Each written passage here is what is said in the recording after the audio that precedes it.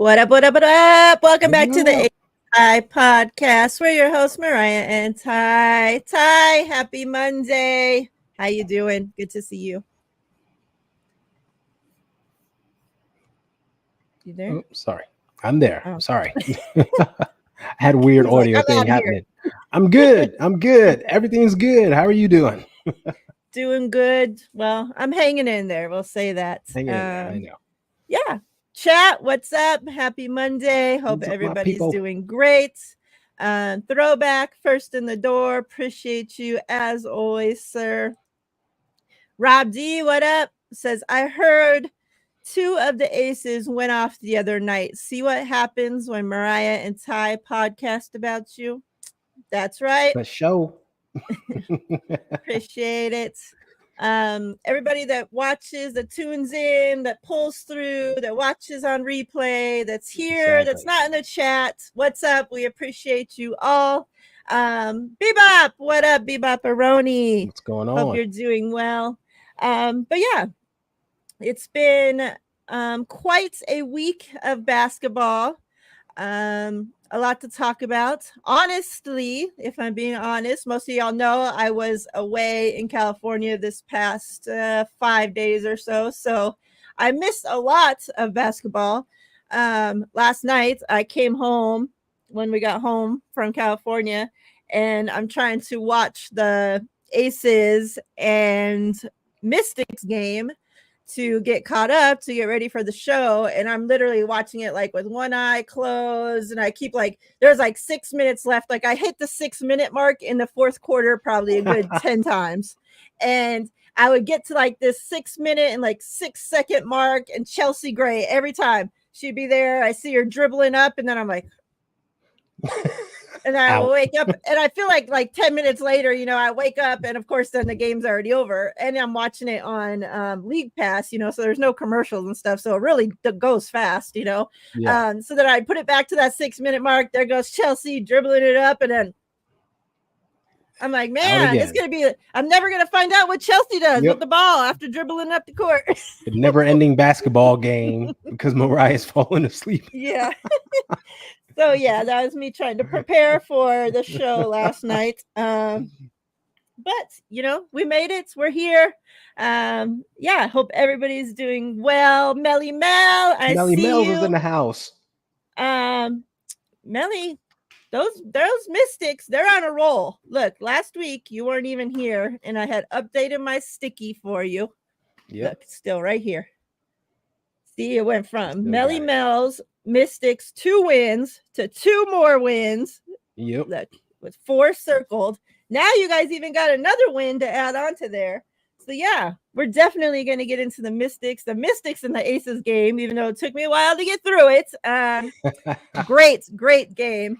And like I was telling Ty, when I was in California and that game was on, like we're out. So I'm just like box score watching, and I keep like the first, and I'm like, what? This game is so close. Oh my gosh, what's going on? The second, super close, even coming out of the halftime, there's a second there where I'm like, okay, this is very, and I even thought, like, I'm like, we told Melly, well, we told you, Melly, but you weren't here last week. I don't know if you watched a replay, but we told you last week, like the Mystics have, 2 tough games on their schedule coming up. And obviously one being the Aces.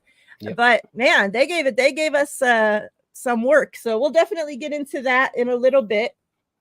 I want to start off though. Let's start off with the Commissioner's Cup, because, finally it happened. Yeah. We've been talking about the lead up to it and everything. Last week's show, me and Ty, we gave our predictions, who we thought would win, who we thought would be MVP, all that good stuff. Just so you guys know, I'm very smart, All right. So the Lynx end up beating New York, like me and Ty said they would. We predicted. It was a crazy game. Like, I don't know if the two teams decide we're just going to show up. Like, when the NBA does what is that game where, is it the All-Star? It might be the All-Star game where like always there's a player that goes off for like 80 freaking points. I remember Steph like went off for like some All-Star crazy, game. right? It's like nobody even tries to stop them. No defense Nope. is played. Like I felt like that's how these two teams like showed up. Like I'm like, are they gonna play defense? It was just like literally dribble, shoot, score. Back over here, screw, score. Score, score, score, score, like back and forth, like no defense whatsoever. But you know, it was a good game. JJ, the Lynx shut down Yeah. JJ. Like she was non-existent in that game.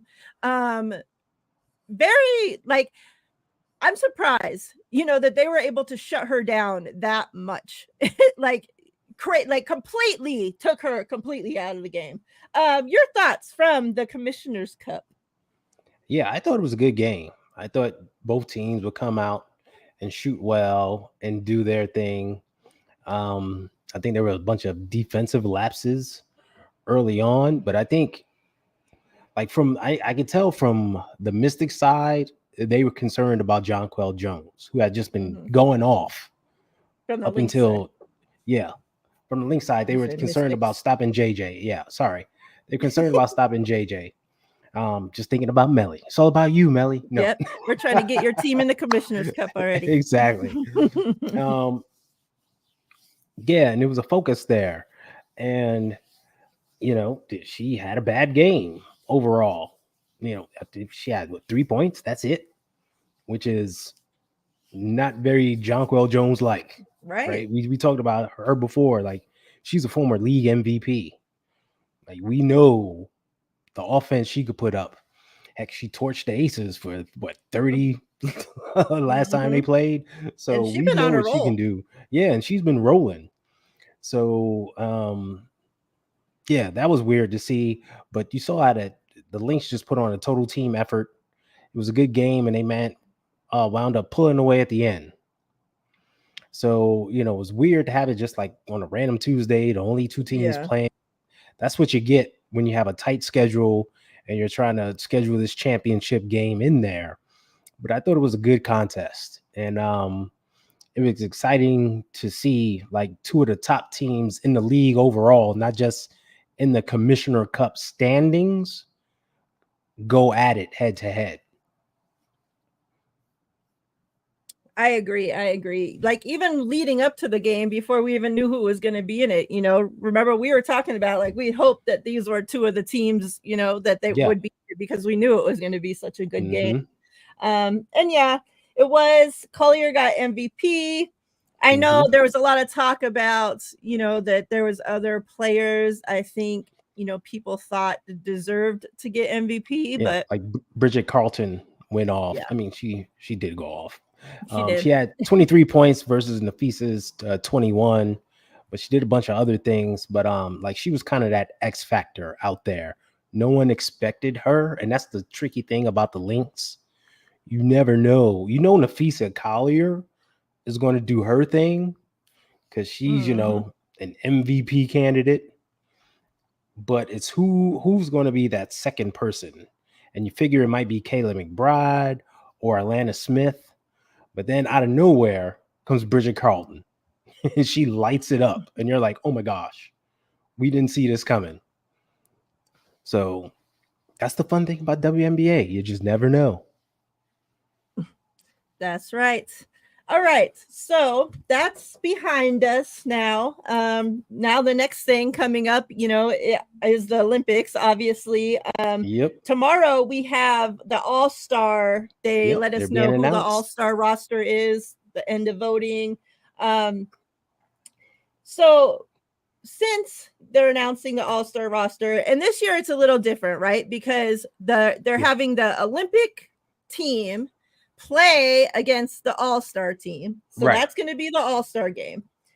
Now, I know it was very confusing leading up to this, like, especially with the voting. I saw a lot of people online that were confused because they have it on there where you can still vote for the people that are in the Olympic team, but obviously those people can't make the All-Star team because they're on the Olympic team, right? Right. So then it's like, okay, so are we voting? Let's use Asia for example. So Asia's on the Olympic team. but Yep. obviously she's there to vote for all-star team. So it's like, are we then wasting a vote to then vote for Exactly. Asia, right? And when she's not even going to be on the team, like, do they get any benefits of this? Like, how's it going to work? So they have finally announced, when all voting comes to an end, they let us know, that the girls that are on the Olympic team, I'm trying to word this in my head right so I don't screw it up. So the girls that are on the Olympic team, they do get all the shine. They do get the recognition, all that stuff, as if they did make the all-star team. Right. So say Asia, say she got the most votes in the all-star voting. Even though she's on the Olympic team, she still goes down as the player that got the most votes, the player, Yep. the all-star, this, that. Now, then does it come that, okay, do they play it like as if she was sick and then now it's an all-star alternate that then makes the team behind her? That's what I don't understand, that part. Do those people still get the credit as making the all-star team like first team? Even though in all actuality they wouldn't have if, so it's still a little confusing, but at least we know the people, they all get to shine somehow. And it should be a hell of a game, because if you think about it, you're taking the best of the best that's already playing to support the USA in the Olympics, right? So you already know, like, they're hella good. And now you're taking the best of the best crop that's left over that didn't get on the Olympic team and putting those against each other. So it should be a hell of a game. Let me ask you this. Give me three players that you would like to see make this all-star team, obviously not including the Olympic ladies. Okay. I give you one. I'll give you three. Sorry. Kayla McBride, who I've been talking about all year long, has been shooting the lights out the ball, even though she's been a little off recently. She's still a hell of a player. Has had a great year up to this point, and is deserving. So Kayla McBride from the Minnesota Lynx, throw her in there.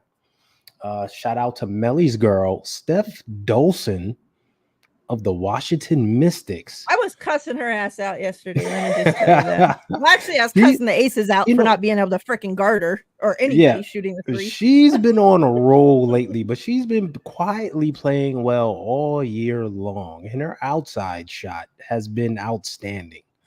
And there was one game I was watching where they were down and they needed like a three, and they were running plays for everybody. And I'm sitting there scratching my head, and I'm like, Steph has been the best three-point shooter the entire game for the team. They should run a play for her to like tie this thing up. Why are they giving the ball to other people?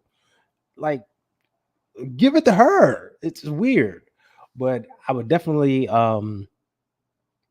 pull her out. I mean, have her in the all-star game. I think it'd be great to see. Super fun. And the third person, I just had it on top of my head. Lana Smith of the Lynx, who I briefly mentioned before, but she has had a wonderful year up until this point, and she doesn't get a lot of shine playing behind, Nafisha and what's the name that I just mentioned, but I would throw her in as well. Kelly McBride, sorry. Yeah. I like it. So yeah, I'm excited to see, who ends up making the team, because there's going to be some tough, there's some tough ones there. Like, I know when I went to go do my voting, I would vote for all the Aces, right? Because that's just me. And then, like, it leaves the leftover spots. So as I'm like trying to figure out, okay, who's the best of the best that's left over, like I'm even there, like going back and forth. Like, I would add the person and I'm like, no, remove her, add her, like, and I'm going back and forth. I gotta like, put this one in. Yeah. Yeah. So like I was even having trouble, vote, like, who am I going to vote for, so I definitely could see that it's going to be tough competition, but I'm excited to see the game. The game is on July 20th at 8 p.m. Eastern. So for all those, that are watching, that want to watch it, mark it on your calendar, July 20th, 8 p.m. Eastern time, all-star team against Team USA. So that'll be our first time too, seeing Team USA on the court together. getting a little practice in there before they go take care of business over there in Mm-hmm. Paris. Um, Yeah. all right. Now we're going to talk about this girl a little bit more later when we talk about the Aces playing the Sky, but I do want to give her own little segment here. Angel Reese.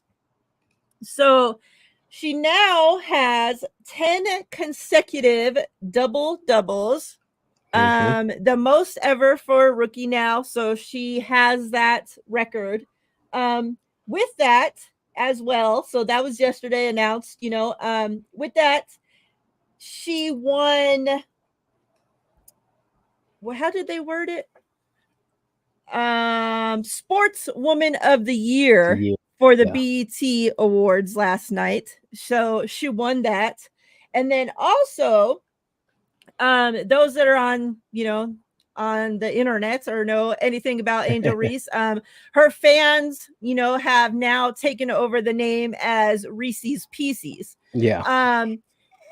She put out a tweet saying something like, Reese's, where you at? Where Mm-hmm. it shouldn't even had to take her to do that. Hershey should have already been reached out as soon as that name came out. Reese's Pieces, they should have been on the phone with Angel Reese's You people. talk about a Like, get huge us that marketing fucking deal, opportunity, right? right? Yeah. So she puts out a tweet and tags Reese's Pieces, like, hey, where you at? And they comment under her post saying, hey, we're here. We're just following our favorite WNBA Mm-hmm. girl. So now it's being circulated that everybody thinks there's a deal in place there being worked on anyways, at least. But like I said, it should be. It's already taken too long. So Hershey's, if you know what's good for you, get your ass on the freaking ball here. Yeah. Like I haven't, like have we had? I don't think there's ever been Hershey's has been like teamed up with a sports person, especially because right, like chocolate normally like Yeah. sports Not an people individual. like, let's eat Yeah. chocolate, right? Like Right. Yeah. um but so for her still like that's a huge opportunity for both Hershey's, for Angel Reese, for the fans, like Mm-hmm. such a big, like a huge week for her all in all, to win Oh yeah. Sportswoman of the Year over so many great athletes. Like this isn't just WNBA athletes, this is Yeah. athlete, every sport that you can think of that women play could have been of her going against her. Yep. And Asia, all these other WNBA players that have been in the league for all these years, and she comes in as a rookie and takes that. So, I thought that was pretty awesome. As you give us your thoughts on all that, I'm going to pull up some numbers from Angel that I have here as well. Yeah. First of all, congrats to her. I mean, she's just been phenomenal, especially this month. The month of June, she Yeah. absolutely killed it. And if you think about her journey and things she's gone through this year, it's been hard, but throughout it all, she's been positive about it, and she's kept her head up, and she's helped shine a light on the women's game. And she has millions of fans too who Mm-hmm. love and adore her, right? And they're not just young, they're old too. We see celebrities pulling up to her games to see her play and to help her out. And we see current players talking to her, encouraging her, and Mm-hmm. she's approaching them, seeking their wisdom, and older players who are legends of the game speaking to her. Like she's doing a lot. So it's well deserving. And I'm happy to see her get some shine, get that recognition. Because she is definitely a good ambassador for the game, and just a good ambassador for women's sports overall. You talk about you want a person who is doing the right things. She exemplifies that. Mm-hmm. So super happy for her. Yeah. Where is this? Because I had this thing saved and it had her like number one in this, number one in that, number Oh one in yeah. this. Like so many, like, did you see that thing going around? Like so many different Yeah. So many categories different she's number categories. one Yeah. in. Yeah. And as I'm And looking it's not for it just though, as her being a rookie, it's her just being as a player overall. yeah. Yeah, it had Yeah. her like in the rookie, like against all rookies, and then her overall in the Raw. Yeah. WNBA. But as I'm still continued to look for it, thoughts on, is she the clear rookie of the year winner right now? Do you think through what 7 weeks of basketball? What do you think? I think it's neck and neck. I don't think it's clear. I think I think, well, I'll put her in the lead because I think she just edges Caitlin Clark much, because Caitlin Clark has had some really bad games. I'm talking 3 points, 7 points, 9 points, just like where she was just erased, you know, and and that shouldn't be the case. But Angel has kind of been consistent throughout. It's been a little dips up and downs, but it's been consistent. And in this recent stretch, she's kind of taken it up a notch and been consistent up a notch. So I would definitely put her in the lead right now. But there's still so much season to go. And we saw Caitlin had a very good game yesterday. So that helps her out. But I would definitely put her in the lead. I know for the month of June, she is definitely rookie of the month for June. There should not be any debate over that one. I mean, she has clearly played heads and tails above any rookie for this month. And I don't think anyone should be able to dispute that. Yeah, let me show you guys this. So this wasn't the exact one I was talking about, but this has, some of the numbers. So June games are officially over. That being said, here's a look where Angel Reese ranks among rookies for the season. So second in points, first in rebounds, first in steals, first in double doubles, first in PER, first in win shares, first in offensive rating, first in defensive rating. Yeah. And then just to compare, these are Caitlin Clark's against rookies. So first in points, fourth in rebounds, first in assists, second in steals, second in double doubles, second in PR, third in win shares, fourth in offensive ratings, and then obviously defensive ratings. So that's the comparison. Right. So pretty much like where one's first, the other one's second. Like where one, like she has first here, like then Caitlin's in second, and all those. Where she has second, like Caitlin's first there. So right, like it's definitely those two there at the top. But yeah, I think she's doing like her she's thing. in such a good situation too. Like to be over there with Witherspoon as her coach, and just the vets that she ended up with on that team as well. Like the whole situation, like, has been great for her. Yeah. Well, first of all, like to be with a legend in Teresa Witherspoon, and we kind of mentioned this before, is outstanding. You can't get much better than that for someone to help you out and teach you along the way. But also the staff that she's put together. I mean, Crystal Robinson was a great pro in this league. Ty Young played for many years, great pro in this league. And Ty Young is only about a year or two removed from being a player. Yeah. So she's still in touch with that kind of younger generation, right? So you got these strong women who have played, that knows what it takes, and can give her some guidance. So that's great. And plus she has a lot of young players and some vets that she can lean on. So it's really good. And it's funny to see her like second in points. They don't even like run their offense through her. Right. A lot of it she just gets from being aggressive, rebounding, getting putbacks, doing her thing. So it's funny when you see her have these games and she's scoring 16, 18, 20. You're like, wow, that's really great. And if you look at it, she's like doing it based on hustle and flow and everything else. So it's not like, a Caitlin Clark who always has the ball in her hands and they run the offense through her, right? And she's shooting threes. Like, Angel Reese ain't shooting no threes. Mhm. She's down Could you there imagine? under the basket. Oh gosh. She's down under the basket, you know, banging away against the 6'5" centers of the league, you know, getting her buckets that way. So it's just really a testament to the heart and hustle she has, and what she's able to do.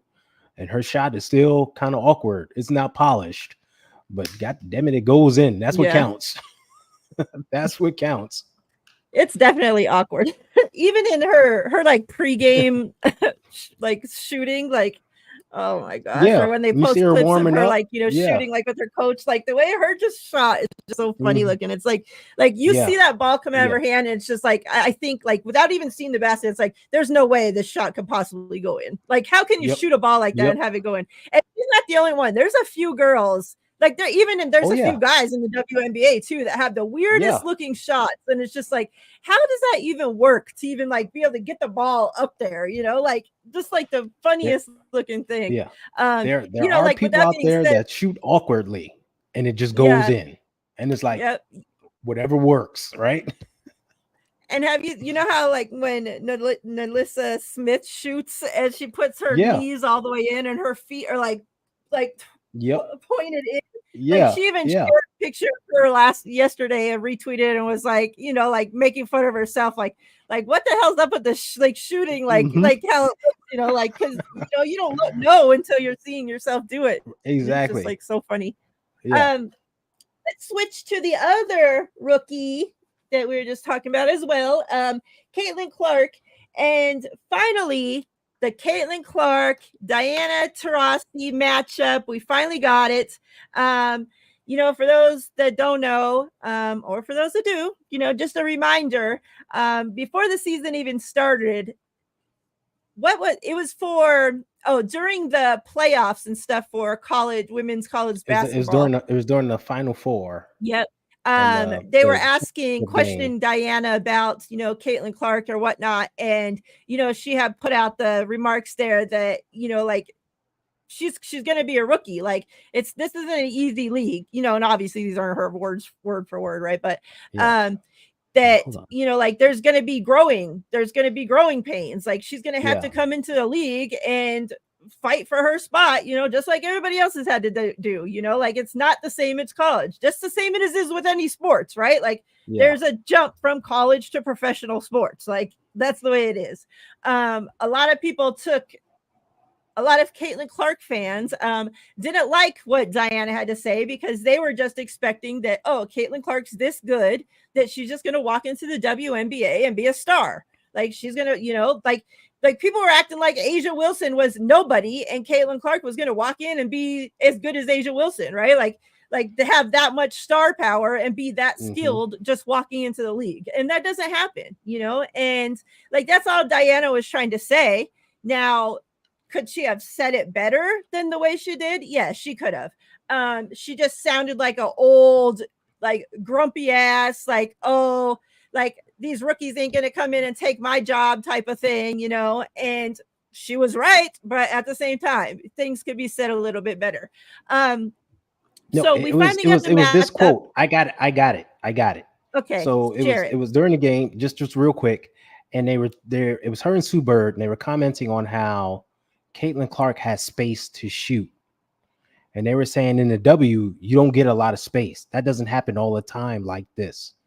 So she's going to have to find different ways to shoot because that's going to be shut down. And then she said, "Reality is coming." That was the line that triggered everything. Reality is coming. So people went bonkers over that one. Like, how dare you say that about our goat, right? Reality is coming. How dare you? So that was it. That's what triggered everybody. And she was saying in a context that, you know, the league is tough. You just can't shoot wide open Mhm. shots like that. It doesn't happen. And as we see in these games, it doesn't. But that was the line. Right. Reality is coming. Yeah. Yeah. So before the game, I like this because you know Yeah. Diana hasn't said one word about shit since, right? Like it's been No, nothing. The media turned it into all this. The fans blew it all into as the this. media does. And Yep. the WNBA now ran with it, preparing up to this game. Like, oh, finally these two get to Exactly. meet the vet and the rookie, and this and that. And what's going to happen? So before the game even started, I love this. The show the sign of respect, mutual respect, and even Brittany Griner came and gave her a hug, said some words to her as well. So this was before the game. Mm-hmm. This is opening tip You off. See see the crowd's Diana go going crazy. up, shake, hug, yeah. Mm-hmm. And then Griner comes in. You see her; she has some words for Mm-hmm. So I thought that was pretty cool. And this is coming off of Caitlin being asked this week something about. So you mentioned, and this is exactly what it brought to me when this conversation happened. You mentioned, Angel Reese, how after the game she'll go over to the opposite To the team vets. and Yeah. always has some words back and forth with the vets, getting some Mm-hmm. pointers. And Angel's even said that in the press conference. Yeah, like I'm asking them like what do you see? What is do you have any pointers for me? Some tips, anything that could help me to get better, and something was asked to Caitlin this week about the vets or whatnot, and she said that vets don't help her, and that she wishes they did, and kind of chuckled, and that was it. Mm-hmm. So that's exactly what made me think of is the Angel Reese situation. But it's like, okay, Caitlin, are you going to the vets from the opposite team and having words with them? Yeah. Are you trying to get that? Are you seeking that information, or you're just expecting that they're going to walk over to you and be like, hey, new girl that supposed to be running the league, do you need my help? Yeah. That's not the way it works. No, it's not. Like in any sport, like if you're a fan of sport, the veterans just don't go out and grab you. You have to show initiative, especially on Especially another from the team. opposite team. Exactly. Yeah. On your own team, it's totally different. On your own team, a vet could be like, hey, roll with me. I'll show you how we get things done, get you acclimated quickly, and we'll get through this together. But from an opposing team, they're not just going to come to you and be like, hey, let me show you how to beat us. No, that's not the way it works. Right. You have to go to them, show some Isn't it respect, show petty? some humility, and ask. Yeah. So also during the game, her and Yeah, Diana that had this was the somebody shooting free throws at this time. Mm-hmm. And so they're having a little, back and forth. So something else, and it's just a little 7-second clip, but I wanted to save this to show it because it's just like, it's made, and the media especially drives it to make it seem like all this hate is on Caitlin, right? And these vets are just out there trying to beat her ass all the time and throwing her on the floor and choking her out and body slamming her around. And Diane Taurasi hates her. Yeah. Like they acted like she was going to kill her during this game or something. Like probably have freaking police on standby, and like so not the case at all. Yeah. Like you see him laughing, joking and laughing, right? Like that don't look like people that hate each other to me whatsoever. And it's sad that like that isn't shown. It's sad that Caitlin Clark, if you watch an Indiana Fever game, you will notice that she has her own camera. There is a camera that follows her around all game. Even if she's just walking off the court, going to the bench, there is a camera that will follow her. So all of these moments are captured by the broadcast. Like ESPN has this stuff, but they never show it. Right. And they don't want to because they want to keep that narrative going that everyone's against her. It's what's driving ratings. And it's so sad because the same way that they can be negative, they can be positive and still get the same ratings. It's so sad, but I'm glad like fans are capturing this stuff and sharing it because it needs to be seen, because that's what's really happening in the league. Like no one's out to get her. What's up, David Corona? Let me say what's up to a couple people that joins. Yeah. I know Don was here, snuck in and already snuck out. But what's up, Yep. Don? Appreciate you coming through. Maria, what's up, Maria? Hope you're doing well. Daniel Berry, what's good, Daniel? Make sure What's if up? y'all aren't subscribed to Daniel Berry yet, that you go do so. One little click of a button. We got Steve-O in the house. Yep. I love What how up? Steve-O, look at all these comments from Steve-O. He's so invested in the WNBA now. It's good. Love it. Get involved. Miss Debbie. Hey, What Miss up? Debbie. Kelly. What's up, Kelly? Good What's to up? see you. Hope you're doing well. Hope you all had a great week. So Miss Debbie says, wait, I thought I saw someone helping her as I walked through the tunnel. Yeah, I'm not sure. I don't know if they were directly asking, the question was specifically asking her, like they just said vet. So they didn't make it seem like, and I listened to it a couple times to see if you could get it from, the person asking the question, whether they're talking about vets on her team specifically. Hey, Kelly. Yeah. Or I was doing the same thing. Yeah. vets, right? Right. And it's kind of sucks that you don't know, because the vets on your team should be helping you and talking to you and all this. But, personally from the outside looking in, and, I'm no Fever fan, right? So I don't watch it, all the time. But from what I've seen, like, it seems like she has, like, there's more tension between her and the vets on her own team than her and the vets on other teams, So I don't know. It's a very weird situation. The coach, I know. like I said last week, the coach is shit. She doesn't help anything. She doesn't help the play on the court. She's surely not helping the girls get along or helping them off the court. It's just that whole team's a fucking mess over there. there was one time, I think Ms. Debbie is talking about, there was a clip earlier in the year where during halftime they were visibly upset. Caitlin was upset because they were like losing and walking off the court, and Aaliyah Boston grabbed her and was talking to her, trying to keep her encouraged and stuff as they walked through the tunnel. That did happen. Now, Aaliyah Boston is only in her second year, but she's still an older player that was helping her. She's another one that should be having her vets there for her. Yeah, she should have vets there for her too. And I know Kelsey Mitchell has talked about her communicating with Caitlin Clark, on the court and during practice, and trying to build more chemistry. So there is something going on within the team.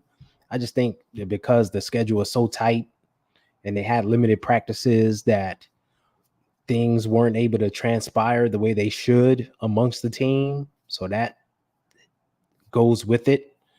And we got to admit that, Caitlin Clark, she gets a little attitude-y out there. Like if you look at her body language, she does a lot of. That's something I've hated since she's been was in like college. There is a lot of that happening, and that turns people off. Yeah. That turns people off. Even your own teammates, that could turn them off. So there's still a lot of adjustment that needs to take place amongst the Fever themselves. Yeah. We talk about all the time, like, and this is why the hell was I gonna say? Oh, this is why this person is so, like, obviously I've talked about what she does for the community off the court and all this, but Alicia Clark, like, that's why I think she's been such an amazing piece to this Aces team, because, and she talks about this all the time, how much her vets meant to her and how much they played a huge role into who she is today on the basketball court, right?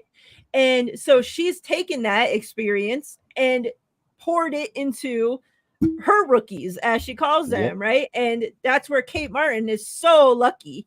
And that there's a whole bunch of other rookies that are wishing, not just to be on the Aces, but just to be in the situation that Kate is, to have all these vets just she's the only rookie on the team, right? So Yeah, not only is she the only one for them to pour into, but they're all willing to do it. You know, exactly. Yeah, like you got yeah, Alicia Clark that's taking her under her wing and doing absolutely everything she can. But not just that, you have the star of the Aces that could be the doing biggest one. anything other, and yet she's there pouring into the rookie, you know, and we're like so lucky. There's so many things that I constantly am always telling myself, like, man, like you're so lucky to be an Aces fan and just have this locker room, because Mm-hmm. not all the teams do. You know, Yeah, like as yeah, much as we talk about talent and this league is overflowing with talent, like talent only does so much. Like there's so much more goes yeah. into being a Yep. teammate, being on a team, Yeah, winning, being a championship team, like having all yeah, this other stuff, and yeah. it's all important.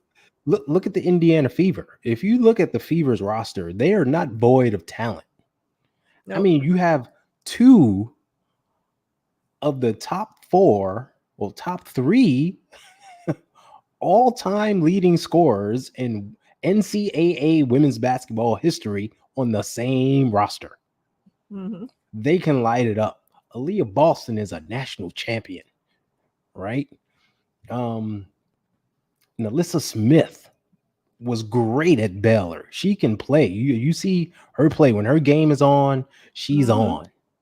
Like that roster has talent, but it takes more than talent, right? It takes the chemistry, the getting it together, the understanding of one another. It has to be that way. Oh, Kelly in the chat says she mentions Temi Fegbani, that she seems to be there for Caitlin. I will say this Mm-hmm. about them two: they developed the chemistry early on.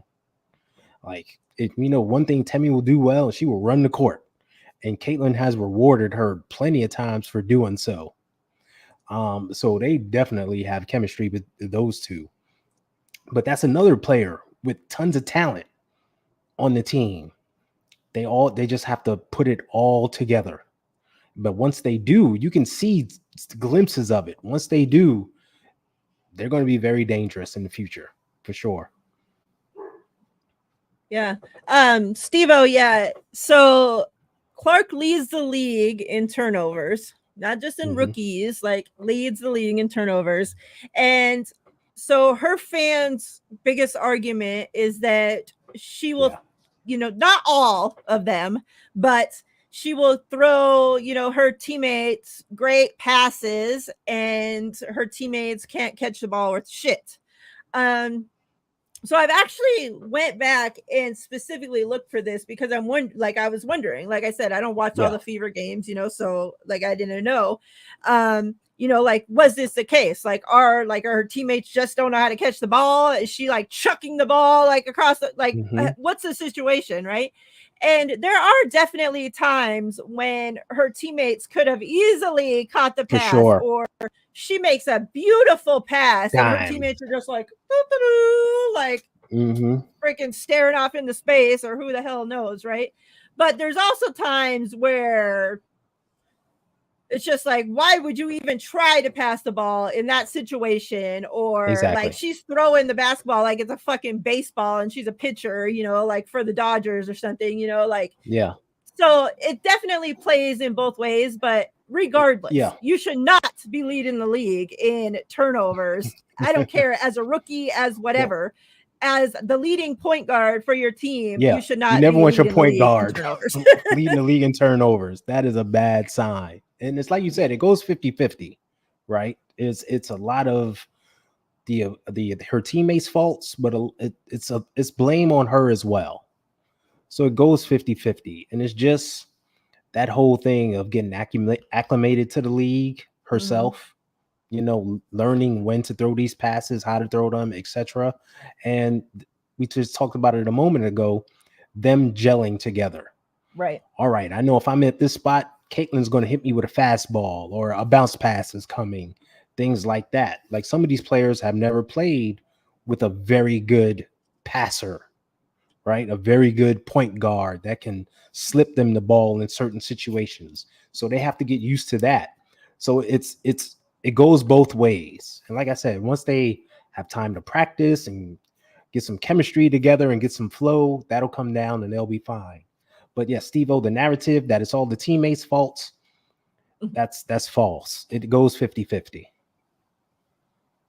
Yeah. So real quick before we move on from this, I just found this was interesting, and it has something to completely do with something completely different, right? But, you know, for those that don't know, that aren't 49ers fans or football fans, Ian Williams, used to play for the 49ers, and he put out a tweet today saying, played probably 15 snaps my 2 years, got an extension going into year 3. Justin Smith, which was a teammate of his, said, Ian, go put some of that signing bonus in the market and forget about it. He said, years later, I'm vibing in the Dominican Republic, checking the portfolio, and I can't help but think back to being so blessed to have some great veterans around me. Life-changing advice. So like I said, a completely different sport, something that has to not do anything with the sport that they are playing, right? But Ian had vets around him on the team that, you know, probably gave him all kinds of advice. You know, if somebody's giving advice on this, where to put your money, think, you know, that's not the only advice he got. So they're giving him advice on, you know, something that set him up and changed his life in the future. He hasn't played football in years and years and years. And yet here he is and puts out a tweet, talking about his vets from his 3rd year in freaking football way back in the day, and how that vet changed his life. And, you know, that's what I'm talking about when I say the importance of the rookies having vets. And it don't even have to be about basketball. So many different things. How to be a professional, how to take care of your body, you know, what to do with your money, you know, like these are young people coming into so much money, you know, and it's like, well, what do I do? Like they teach us all this shit in school that we don't use ever in our lives.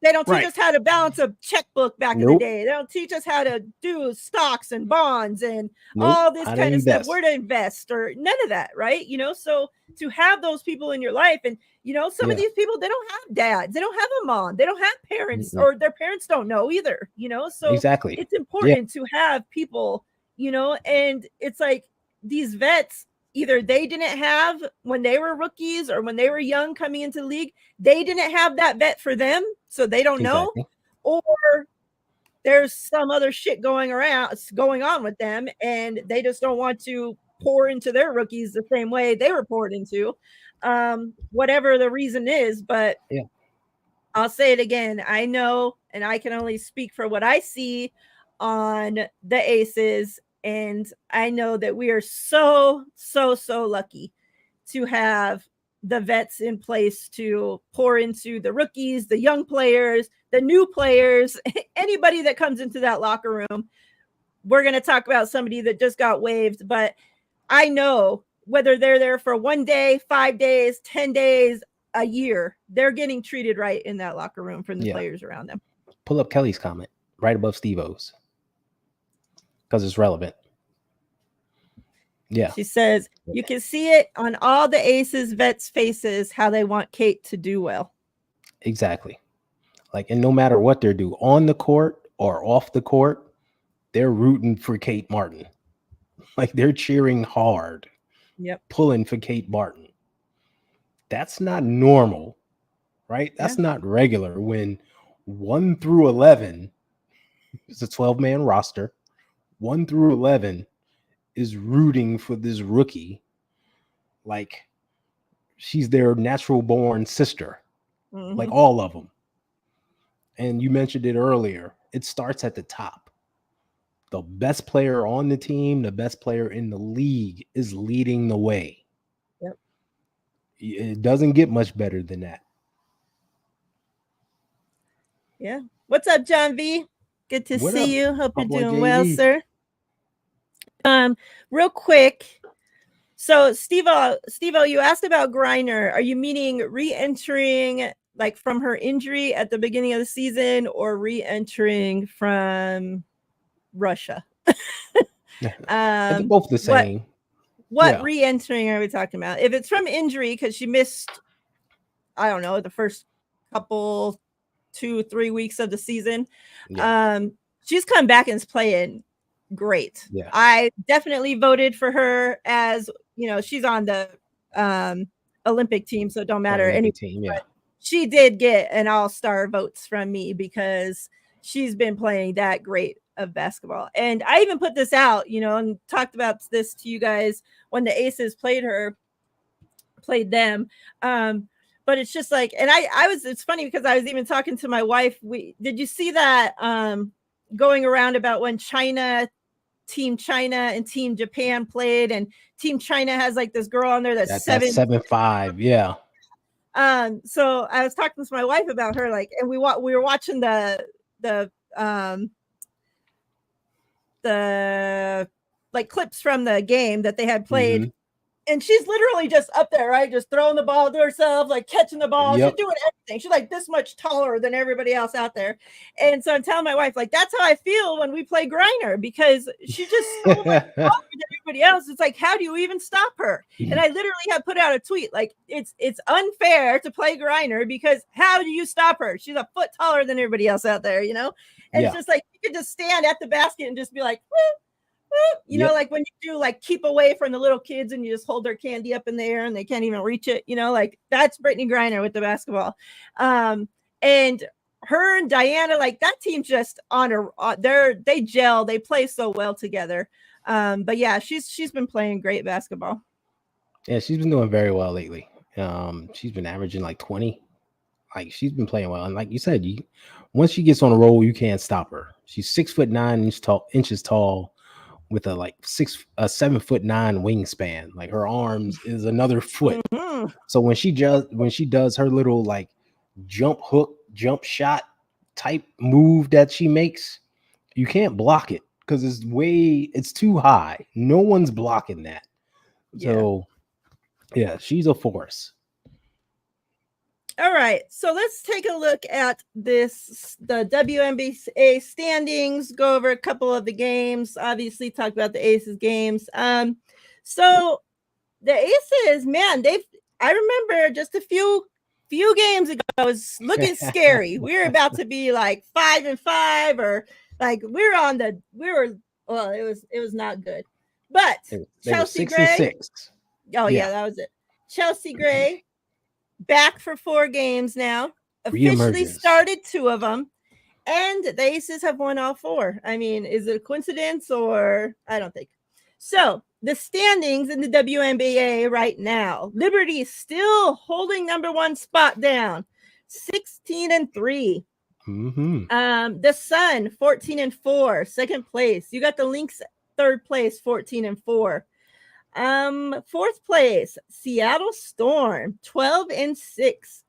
5th place, Las Vegas Aces, 10-6. 6th place, Mercury, 9-9. 7th place, you got the Dream, 7-10. 8th, you got Fever, 8-12. 9, Chicago Sky are 6-11. 10th are the Wings, 4-14. 11th are the LA Sparks at 4-14. And 12th are Melly Mel's Mystics, 4-15. I thought they won another game this past week. No.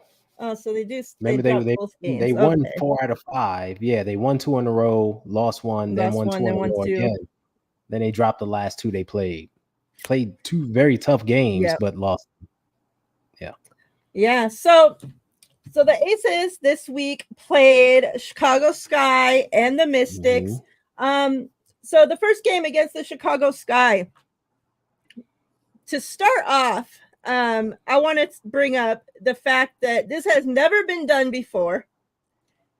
Before the game, the coaches normally have their pregame press conference, whatnot. Mm-hmm. The coach for the Las Vegas Aces, Becky, and the coach for Chicago Sky, Teresa Weatherspoon, they're like best friends, right? They played together. They have a long history together. So the first time in WNBA history, these two came together and did their pregame press conference together. It was so awesome. Like, to have like just to have them there, like you could just like seriously like feel the love coming off of them, like I loved it. And to have them like, normally coaches, they just give their coach speak, talking about the other players or the other teams. But like they were like really like you could tell they watch the other they watch the other one's team, like they stay up to date on what the other one's doing. And to get answers from a coach about, to hear what Witherspoon had to say about the Aces and the Aces players, and to know it's somebody that actually gave a shit and actually knew what they were talking about and watched the games and watched the players. And it just wasn't coach speak, like you could tell like that these coaches were invested in each other, and I thought that was pretty awesome. So to have it already start the game off like that, it was hella cool. And then the game itself, let me remember. Oh yeah, Asia and Angel. I love them too, being out there together. And you could see like through the whole game too, and like they were showing each other respect. Like they were having little side convos, like loved it. So yeah, the Aces won obviously, and it's just so nice like to see just the game. And they're not playing perfect basketball by any means, right? But so much night and day difference than how they were playing prior to Chelsea coming back and how they're playing now. Like for her to make such a huge difference on the offensive end and defensive end is just it's crazy how one player, and it's like people kept asking me before Chelsea came back, in spaces and DMs, whatever, like what's up with the Aces? As soon as the Aces went on that losing, what's up with the Aces? Oh my God, what's up with the Aces? And they would all be like, I know Chelsea Gray's out, but could it really be that much of a big thing? Like, yeah, it is. Yes. Like, like when you have the point go that literally can run that entire, and she has the freedom to do so, run that entire game plan, everything. And Becky even talked about this in her presser this week that Chelsea can see what's going on and change the play, knowing, okay, if I change this, they're going to do this, and this is going to happen, and this is the perfect time for me to do it. And she does it. So Becky pretty much just sends Chelsea out there, and Chelsea coaches, changes plays, calls the plays, runs the entire thing. So yes, having Chelsea out makes that big of a fucking difference. Like, hello. So yeah, give me your thoughts on the Aces Chicago Sky game. Well, first Let of me all, pull up this too. Since you were talking about Chelsea Gray, well, since you got the highlights up, it was a great game. Let's mute this real quick. Good game. See these a veteran team and a young team go at it. It was fun to watch, especially the battle down low. First of all, Asia Wilson is Asia Wilson. She gave those two rookies the business, as she should. As she should. They look at that play right there. They couldn't do nothing with her. That was on Angel Reese and Carmela Cardoza, both of them at the same time. They couldn't handle Angel Reese. So that was fun to watch. But it was a good, clean basketball game. Marina Mabry had a good game. She finally had a good game for the Sky. Like we were waiting for her to show up. It's funny how she shows up against the Aces. What's that about? She only plays bad against the Fever. That's it. You know what I mean? She's been shooting bricks up until this point. But now she comes out, she's hitting her threes and everything. Like she had a 20-point game. Good for her. Kennedy Carter had a good game. But it was just too much Asia Wilson at the end. In the end, well, not just her. I got to give it up. It was really for the big three: Asia, Jackie, and Kelsey Plum. They all played very well. The Sky had nothing for them, and this is due to Chelsea Gray being on the court. When Chelsea Gray is out there, everyone is free to play their natural positions and get into the offensive flow, and she could just orchestrate things. That's her. Oh, look at her abusing Angel Reese. Yeah. So Kia Stokes with a big block there, but that's the value Chelsea Gray brings, right? Like you said, she can change the play. She can see things happening before they happen. She sees how if the defense is trying to trap Asia. They're trying to double her on the block. You know what? I'm gonna fake look at her, but kick it over to Jackie, who's singled up one-on-one, or you know what? I'm gonna fake drive and kick it out to Kelsey for a 3. She does these things, and it's not just on the offensive end. She sees it on the defensive end too. She sees what the other team is trying to run, and she'll yell out defensive calls and get people lined up. So that's another value right there. I think Kia Stokes had like 5 or 6 blocks this game too. I mean, she was out of her mind. And Carmilla Cardoza's what, 6'9", 6'8", 6'9". She's not a small girl. But Kia was down there battling with her and Angel and all the other bigs she brought in that the Chicago Sky have. So I thought Kia played a great game defensively, and it's all around great defensive game for the Aces. And what Becky always says, that we know the offense is going to take care of itself. But if we start stopping people defensively, we ain't losing many games. And that's what they've been doing lately. And you've been seeing it. If you look at them play, it's a lot more hands up. They're a lot more active in getting in the passing lanes and it's disrupting things, something they didn't do earlier in the season. So, yeah, this was a good big win statement game against a young and hungry team that is fighting. So it was good to see. Yeah, both teams were coming off 2 wins. So one of those win streaks were going to be broken. And luckily it was the Skies.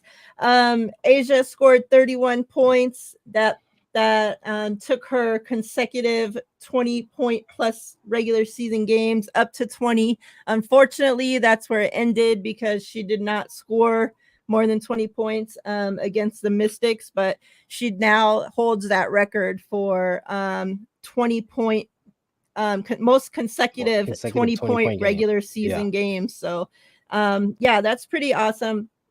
I do want to pull up this clip. This was Asia talking after the Sky game, and she was asked about, a few games back when she became emotional during the presser, and she goes on to talk about, getting on Jackie during halftime. So I wanted to play this clip. Let me share this real quick. And this just, goes on to just show, the type of leader that Asia is and continues to be. Let me share it here. All right.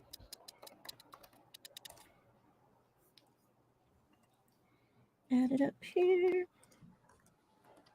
Make sure you guys will be able to hear it. All right. A lot's happened in the last 2 weeks with Chelsea coming back, but you had a real passionate, moment. Where you talked so much about wanting to motivate your teammates and getting the best of the whole team. I wonder, that was something that seemed like really resonated with your teammates. I wonder if you could talk a little bit about that moment. You guys have a lot of things Jackie has any thoughts about that? I mean, I feel like, I don't know, that was a very vulnerable moment for me, but at the same time, it was a moment that I feel like my teammates needed to hear. I don't have an opportunity to really tell them that one-on-one. So obviously as a collective, because we're all going our own ways, it's game after game after game. You don't really have time to really share how much you love and care for a person. And that's what I needed to let my teammates know. And it just happened to come after a loss against New York. But I could have said it at any time, but that time was just the best for me. So, and I'm going to continue to be that way. I'm going to continue to want the best out of them. I mean, today I had to kind of wake Jackie up a little bit because that's what I do. And when I see that in my teammates and I see them not playing to their potential, I think Jackie will be the first person to let you know. I'm going to let you know about it. So that's what I'm going to continue to do. It was a big moment for not only myself, but for my team moving forward. Is sometimes you're going to let people know what they love so they can love on themselves a little bit more. And so that's one of my roles here. And I don't take that for granted at all. Jackie, just if you have any thoughts on that. Just the way Asia, she leads in a lot of ways, but I think sometimes the things she says really do mean a lot to her teammates. Yeah, for sure. I mean, she's a leader of this team, and whenever she has something to say, you listen. And so we know that she's going to speak up sometimes whenever she feels like it's necessary. Today, I think it was first quarter maybe. Yeah. We had a little talk. It was good. It was all good. We've been together a long time, so yeah, what she said really stuck with me. I was able to just flip that switch, just move on. So I think just being able to have someone like this on our team in the locker room that is one of the best in the world, but also cares about each one of her teammates, is something that she doesn't get enough credit for. She has the weight of the world on her shoulders, but she's always being a great teammate and taking care of us. Thank you.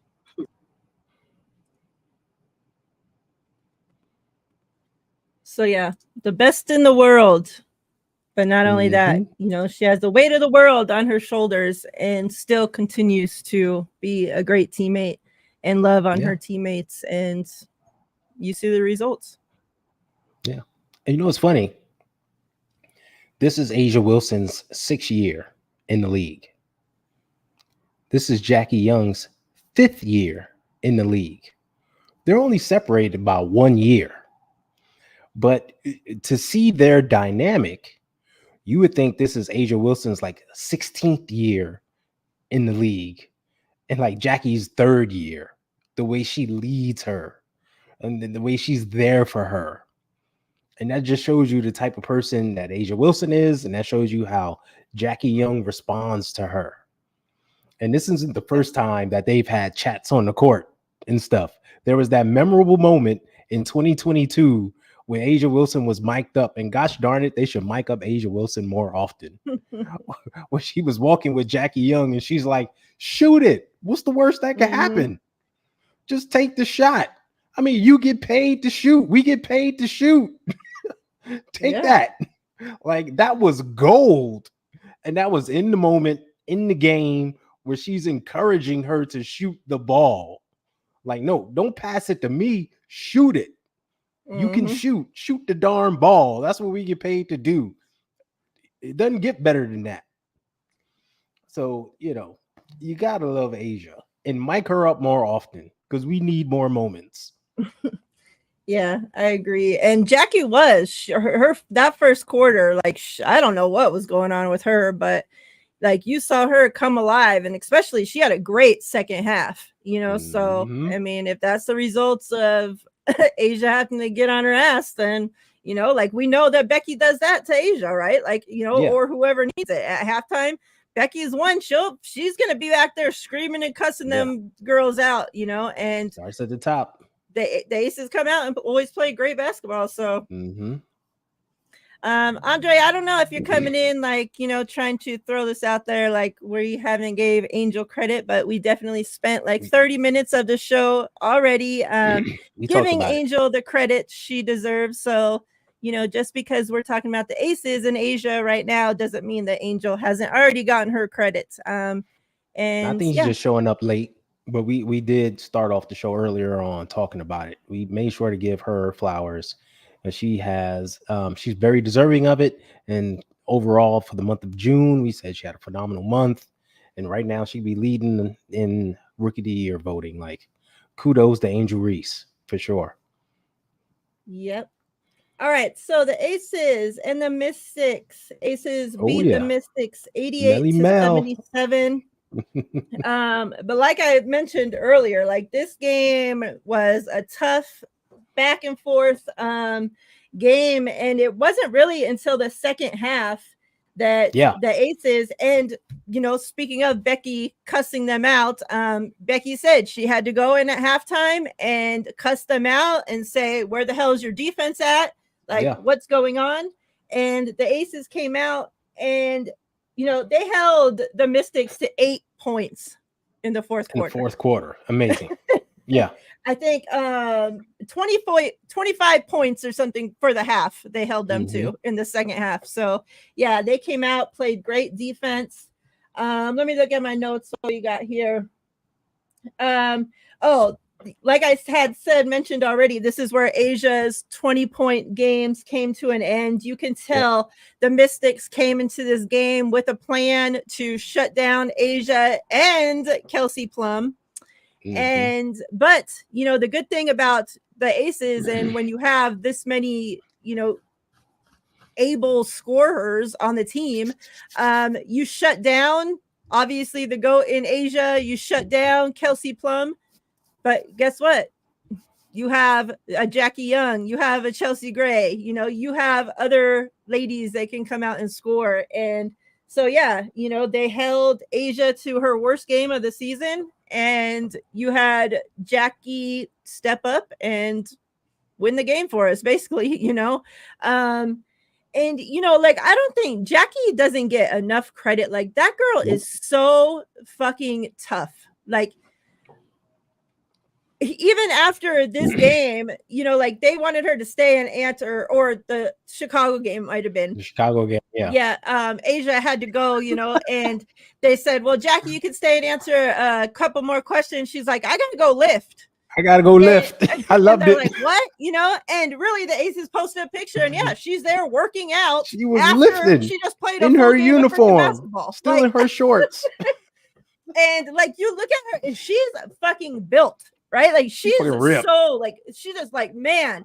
And then you could tell when she's down there and she gives those girls a little freaking shoulder, they're fucking flying across the court. It looks like she barely even just barely a little damn shoulder, and they're I would love to ask some of those girls how that shoulder from Jackie Young feels, because man, she looks so little, height wise, right?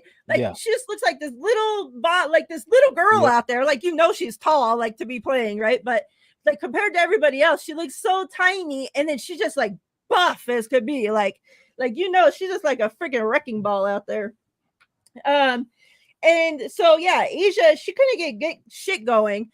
There were a bunch of, I won't say a bunch, but at least a handful of plays where she could have definitely got a foul called. Yeah. And didn't. But it happens to the best of them. Your thoughts on the Mystics win? Yeah, it was weird because it's kind of like the Chicago game where they came out sluggish. Something was off, and the Mystics jumped on them. The same thing happened in the Sky game. The Sky came out, jumped on them early, and kind of continued through the second quarter. So at halftime, they had to do something. I don't know what Becky said, but I'm sure she lit the fire. And the second half was a different story. They looked way better. And thank goodness. But it was a great game. We talked about how this Mystics team, they can put it together. And if they were healthy, this would have been something different. But it came down to just making shots, and their defense in the fourth quarter was just nuts. It was insane. To hold the team to only 8 points in the quarter. I don't care where you play ball, out in the street, the MNBA, the G League. That's a great defensive quarter. And the big time players stepped up. Now, what's funny, this is what makes the Aces really dangerous. We all know their top four: Asia Wilson, Jackie Young, Kelsey Plum, and Chelsea Gray. And a lot of people don't look at Chelsea Gray as a scorer, but Chelsea Gray can score. She can light it up. She can get you 20 plus points a night. I go to games. I've seen her personally hit 30. She can light it up. And this was a game where, things weren't going right. She took matters into her own hands and was looking for her shot, and it was falling. And the difference between her first game, where her shots were coming up short, and this game where she was hitting her shots, it was beautiful. Mm-hmm. It was beautiful to see. And in the Chicago game, the top three scorers were Asia Wilson, Kelsey Plum, Jackie Young. In this game, it was Jackie Young, Chelsea Gray, and Tiffany Harris. Mhm. So now this is where the Aces are dangerous, because normally you had like 4 players and you're like, okay, we got to worry about 3 of the 4. What are we going to do? Well, the Tiffany Harris signing Hayes. Tiffany Hayes. Sorry, I don't know why I'm saying Harris. Tiffany Hayes signing is important because her and Chelsea Gray were teammates overseas. Like, a lot of people don't know that, but they played overseas. They have chemistry together. So you see, Chelsea's now on the court, and all of a sudden, Tiffany Hayes can score again. She's like, because they know each other. So that's another reason why Chelsea coming back is important. So now you got like 5 scorers that you got to worry about. And then you get an AC off the bench and a Kate Martin and a Megan Gustafson. If her shot starts falling, the team could put up 90 points every night. And it's like, which big 3 is going to score to like catapult them to that 90? It's super scary. But great game by them. They fought hard and won it in the clutch. This was kind of a championship basketball game to me, because it wasn't easy and it was on the road, across the country, and they had to fight for it. And you saw that they fought for 4 quarters and got the job done. Yeah. I think this is Tiffany's best game so far with the Aces. And, Becky was asked about, Tiffany and this game. And she said that, that she, remember, she wasn't with this team, to start the season. So she's joined and had to learn on the fly, joined a team without their starting point guard, with other players filling in roles that they weren't comfortable with to begin with. And so, it was kind of a cluster when she joined, and then she's thrown into a starting role and, all this. So, she's just been trying to play catch up this whole time, trying to learn the Aces scheme, all that. And, Becky said, it's finally starting to come together. Obviously, Chelsea's back, which puts everybody else into their right roles. And Tiffany back to coming off the bench. And she's, Becky said she's figuring out how we play defense. And once you figure that out, the offense comes. We talk about it every single show. The Aces, it's ran through the defense. You play great defense, the offense is going to be there. So, Tiff's finally, Chelsea, figuring out what the hell she is doing, and of course it's going to take some time, right? So yeah, it was her best game. This is Chelsea's 4th game back, the best game back now that she's had as well. And, she was asked about it and she said, yeah, obviously she was working out, she's doing this, but you're not in game shape, just like with any sports, right? So, she had to get a couple games back under her belt, get in game shape and, get back. Like, there's new players on the team that she's never played with before, so she's as well getting thrown into the mix, in the middle, partway through the season. So yeah, I think, everybody's starting to, like I said earlier, like it's starting to look like Aces basketball. And, we talked about this last week, not saying, oh, the Aces from last year, because it's a completely different team, so, but this is looking like the Aces basketball that we expect to see. And, hopefully it continues in that right direction. Andre said Asia is Angel's mentor. And yeah, like, we heard, Asia talk about Angel and Angel vice versa, and both had great things to say about each other. And, like, shout out to Angel, because what better of a mentor and somebody to look up to. And this is something, we just spent all this time talking about the leader that Asia is and how important not only her play on the court, but what she means to the locker room, right? And the part that she plays in the lives and the role in all these other women's lives. And we talked about last week how Angel is a rookie, yet she's had to go into that team and become the leader. Like, she's the leader of that team as a rookie. And that shows how great she is, right? To be able to take on that role, to be able to take most 90% of not even just the women, people in sports, period, aren't ready to go into a team in professional sports and lead the team as a rookie. Like that's a lot to take on and shoulder as a rookie. And Angel's done amazing of that. So yeah, you know, what better of a person to learn even that part from than Asia. So I would love to see their relationship, you know, continue to grow. Oh, and yeah. you know, Asia kind of, even though obviously she's on a different team, but kind of take her, you know, under her wing and, you know, show her the ropes. But yeah, but I mean, we mentioned this a little bit earlier. Like Angel Reese is that rookie that is seeking wisdom from these veterans. Yep. So I can easily see Angel Reese like calling up Asia Wilson and saying, "Hey, can I work out with you this off season?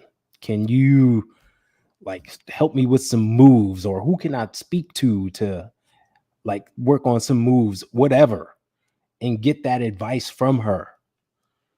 And we know Asia will be like, "Yeah, come on, come on down, let's do it." Or, "Oh, this coach, work with him and he'll get you right," or whatever. Like it'll happen. So I'm sure you saw them after the game high-fiving each other and hugging and speaking. They have a relationship off the court already. So I'm sure that will continue to grow and foster. And this will be a battle that we'll be looking forward to for years to come. And I'm sure Angel Reese is going to want some get back because she was taken to school. Asia Wilson. I even tweeted that. I was like, school is in session and Asia Wilson is putting on a master class because she gave Angel and Camilla the work. Oh man. Too, with this game, once this game got over, you saw Aaliyah Edwards and Asia come together, you know, show the mutual respect. Like I you guys know I'll talk about Asia all day long. You can't say enough great things about her, but you know, it's just the little things like that I'm so grateful to have her leading this team. Yeah. And once again, that whole narrative of like that WNBA, the vets are jealous of this rookie class because all the attention that they get. Where? Where? Yeah. It is not true. Yep. All right. Let's do a giveaway. Let's get them hashtags ready. We got this Chelsea Gray. Get with ready, a big people. glare on it. But yeah, you see her. You see her there in the all white. Let's do hashtag WNBA to get into the giveaway. Hashtag WNBA to get into the Chelsea Gray giveaway. All right. Jessica Carter. Barely just signed to the Aces. We just talked about it a couple shows ago. Was waived the other day. She retweeted the tweet from the Aces that said, "Thank you, Jessica," and said that, you know, she's super grateful for the opportunity. And, you know, that's the kind of thing that I was saying earlier, is that no matter, you know, like obviously the fans, they're all pissed off, right? Like, why is this person still on the team and you're cutting this person and yada, yada, yada. Every time somebody gets waived or whatnot, the same, always the comment section looks exactly the same. Yep.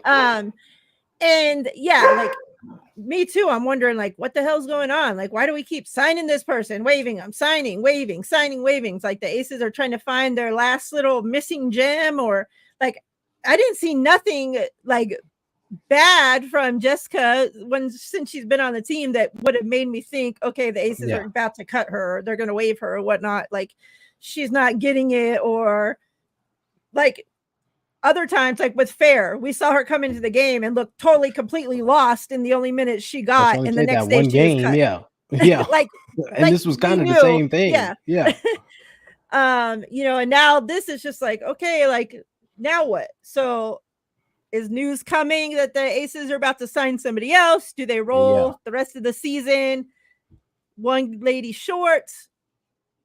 Do they have another trick up their sleeve? Do they got the lucky joker in their pocket? What's going on here? What do you think about Jessica Carter getting waived? Yeah, it's kind of a head scratcher. And we talked about this when she got signed.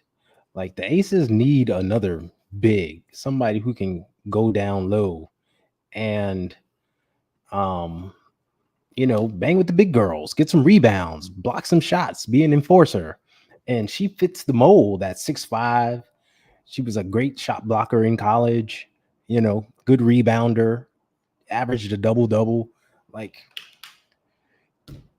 I thought she'd be the perfect fit over time to help spell Kia and Asia when they get off the court.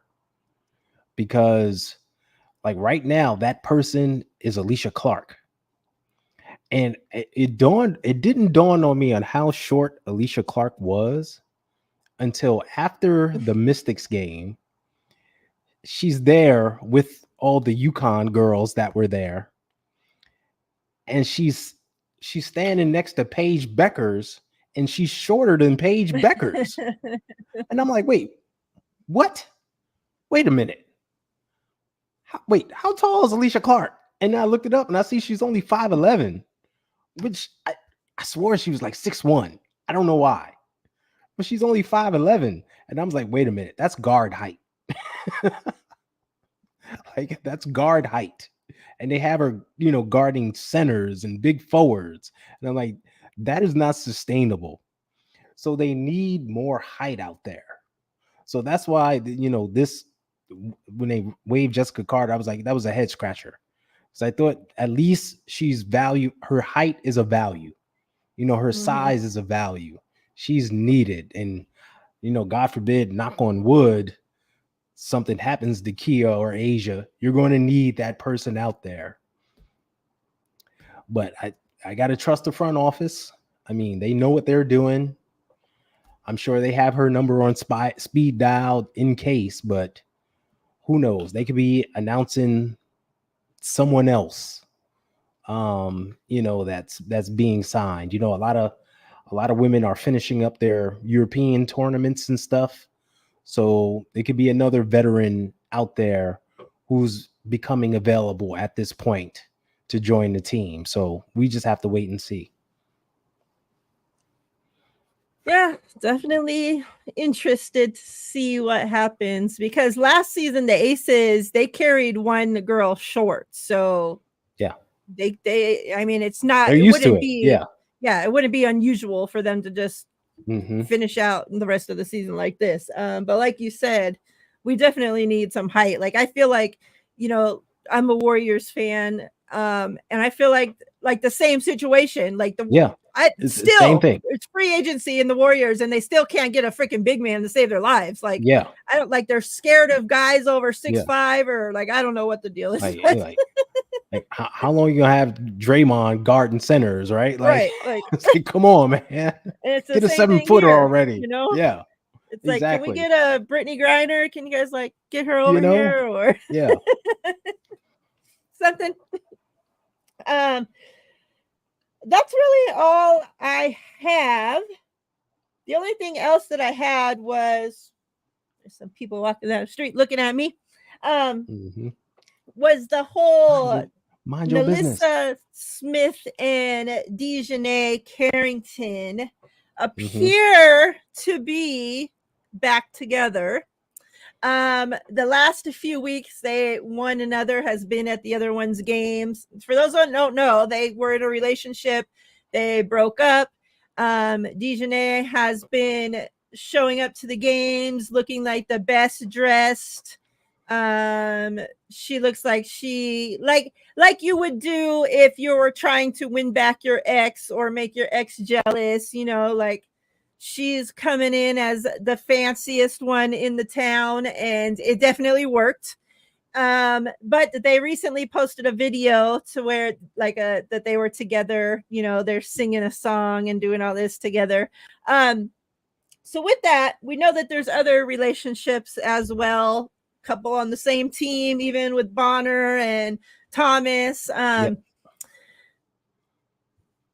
This, well, I guess women's soccer, they have to, but like men's sports, you don't really have to worry about, or I mean, maybe they do it and we just don't hear about it because it's not as open and free, What are your thoughts? Do you think like it makes,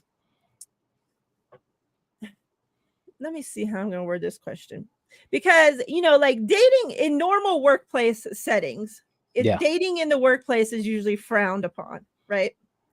Even here in Las Vegas in the casinos, like most of the time they don't want you dating somebody else that works in the casino. Even if it's a different department, like slots and security or whatever, because something could happen, yada yada, whatever. Do you think, like, what do you think that this does it make the WNBA more interesting? Do you think like it's crazy because all this shit could be happening because they can be dating? Like, how do you think that this all falls in the line here? Yeah, I don't know. I've been a fan from the beginning. So for me, this is normal. Because why I ask is because you've seen issues arise, like on the Fever, for example, when the Fever was playing Carrington's team. When they played the an Sun, issue happened between the Fever and them. It's like you saw Smith, instead of coming to her own teammates, support and having her own teammates back, she going to the support of the opposite team because her girl plays over there. So it's like she's like stepping up and going against her own teammate because she's coming to the rescue of her girl on the opposite team. Well, yeah. That's like you take care of home first, right? And she didn't do anything crazy. It was between Erica Wheeler, Dejanay Carrington. Erica Wheeler got some sort of way and she wanted to do something. And Melissa Smith came over and was like, hold up, chill. Let's be easy. Be easy. Because if you deal with her, you got to deal with me. Like, and Alyssa Smith is a big girl. You don't want them problems. But it's the dynamic. So you can look at it either way. Like, one, you don't want people fighting on the court anyway. You're in the middle of a game. Like, hold your head. Like, unless you're getting hit or something, it should come to that. But it's a dynamic that's been in the league ever since the beginning. I mean, I don't think it's a big thing. People are making it a big thing because they're just now seeing it. Like Melissa Smith and Dejanay Carrington have been together since Baylor. Like, I've been fans of them since Baylor. They've been together since Baylor. This isn't new. And them they played against each other before. They aren't rookies. So, like, this isn't the first interaction, but because it's the Fever and everybody's watching the Fever now, it's like, oh, look at these two. They're dating. Oh wow! Like, stop it! Stop it! Oh wow! Stop it. Like, stop it! Like, oh my gosh! But yeah, it's par for the course. It happens. I think it's, as long as nothing like crazy goes on, it's okay. And even in that situation, it was overblown. Like, I looked at it as Melissa Smith going to her teammate really and being like, "Yo, chill. This is still a tight game. Like, we got to win this thing. And you arguing over a block shot. Like, she talking trash, you talking trash. That's basketball." Yep. Miss Debbie, you put WM. You need to put WNBA. Wrong letter.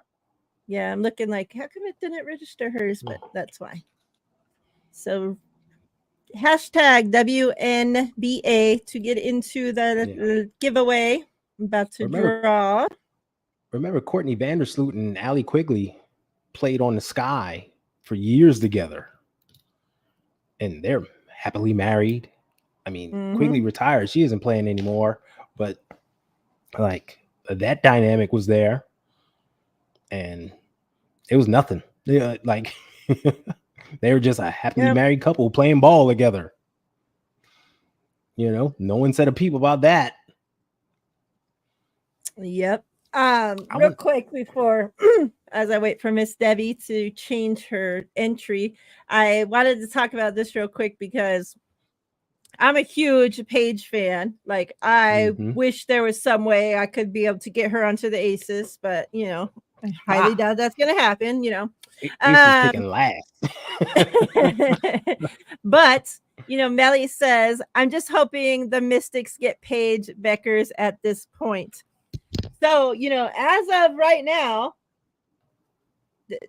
the Mystics are in last place. So this is definitely, as long as y'all Yeah. don't get out there, we got you guys winning games now. So you should have told Yeah. us that before we started talking about them, and we wouldn't have put the good juju on them. Yeah. But that, like, I don't know how it's gonna work, because now you're gonna have the Valkyries Yeah, exactly. will be put I'm into thinking the the same mix. thing. Yeah. So How, I don't know if they get that, if they're gonna like, are get they that gonna? number one pick, Yeah, or exactly. As an expansion team, automatically yeah, award them number one pick. Are they gonna have an expansion draft where they get to pick some players from other yeah, they teams, will for or sure. and or even just, I'm sure they'll be able to sign free agents, of course. And there's plenty of women out there who deserve to be on a team. I mean, we talked about Deasia Fair, so Mhm. many times, and there's others, tons of others out there who are deserving to be on a team. Jessica Carter.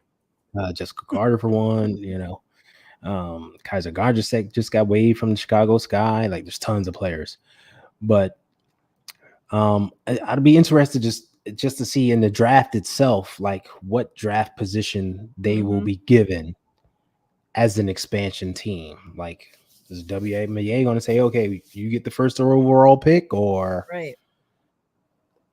do they just kind of enter the lottery the same as everyone else, and then wherever they fall into the lottery, that's where they draft?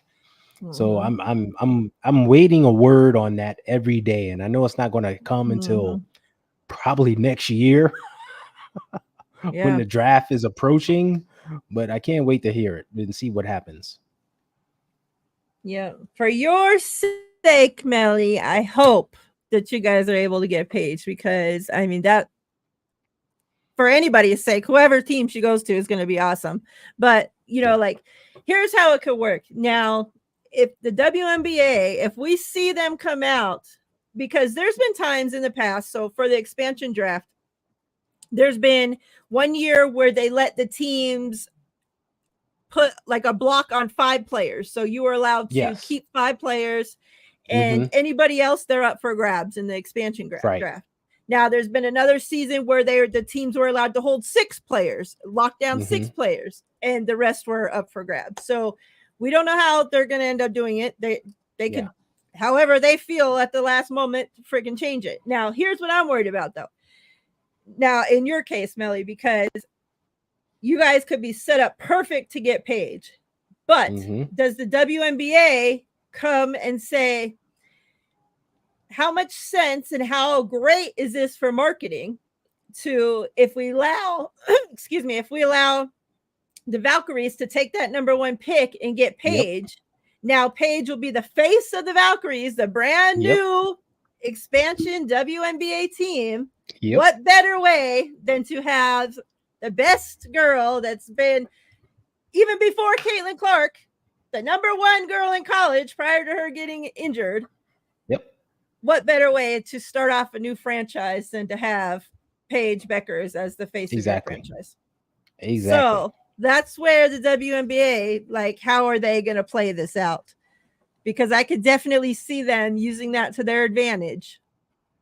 And, yeah, it's a big market. I know they're very excited for the Valkyrie and Golden State. We saw the turnout when they had their little celebration. We know people like Steph Curry are back in the team.